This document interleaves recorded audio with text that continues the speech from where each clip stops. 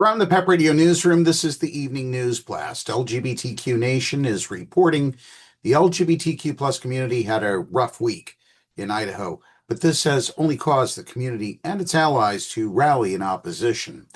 9 protesters have been arrested in the state thus far. 2 bills that were passed earlier by the Idaho Legislature made their way to Republican Governor Brad Little's desk, malignly timed for his signature on Tuesday, this year's Transgender Day of Visibility. The first imposes extreme penalties for trans people who knowingly and willfully use a bathroom aligned with their gender in both government buildings and private businesses. A first misdemeanor offense could earn a year in jail, with punishments rising to a possible felony sentence of life in prison. The other law Little signed bans state and local governments from flying the pride flag on government buildings. It's the second Idaho law to address the rainbow banner, after the Boise City Council defiantly added the pride standard to its list of official flags last year to circumvent rules around the state's initial ban. Shortly after Governor Little signed the bill into law, Boise lowered its pride flag 10 years after first raising it. A third bill now awaits the governor's signature. House Bill 822 would require schools and healthcare and child care providers to out trans kids to their parents if they express any desire to socially transition. Teachers, administrators, school nurses, and others would have 3 days to report the aberrant behavior before being subject to compensatory damages by parents who sue them. While all the bills have encountered resistance as they move through the legislature, Republicans who enjoy a government trifecta in the state capitol in Boise have overcome all of it. They have not silenced the voices of opposition, however.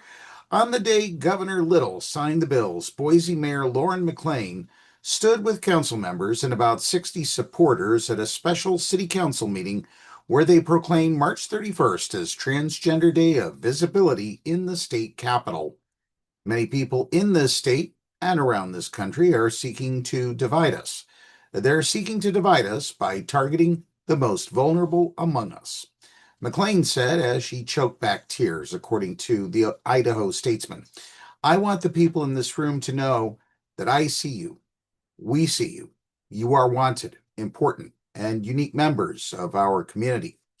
That night, McLean lit City Hall in the colors of the transgender flag, pink, white, and baby blue.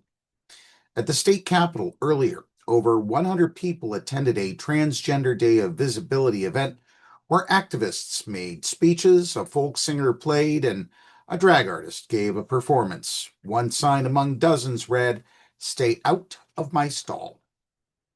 Inside, protesters filled Governor Little's office, urging him to veto what Republicans are calling the Pediatric Secretive Transitions Parental Rights Act. A dozen trans people and allies filled an anteroom in the governor's office, displaying signs, singing hymns, and praying. I think there is some twisted thought of this idea of Christian nationalism that we can create this state to be a Christian state. The Reverend Sarah Lawal, a minister for the Boise Unitarian Universalist Fellowship, told the Idaho Capitol Sun. Lawal is mom to a transgender child. That's not how our country was founded, she said. Our country was founded on the freedom of religion. 9 protesters, including Lawal, were arrested after the governor's office closed at 5 p.m., the Idaho State Journal reported. Dozens of supporters watched as troopers escorted them down a hall. "Everybody rise up. Everybody rise up," they chanted, singing the protesters out of sight. Outside, Aria Shea, founder of Idaho advocacy group Trans Affirm, lamented the ignorance that led Republicans to pass the draconian bathroom bill, which Little signed earlier. They misunderstand and are scared of what it means to be transgender, he told the statement. The result is an existential threat.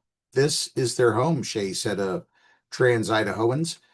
They've been here all their life, but a lot of folks now, they're saying, well, where can I go? There's a certain point where it's like, what else can we do? That's the News Blast for this hour. PEP Radio is available on the Live 365 app, the PEP Radio page at paequality.com, Roku, and Alexa. Up next, we have the Meadville area weather forecast here on PEP Radio.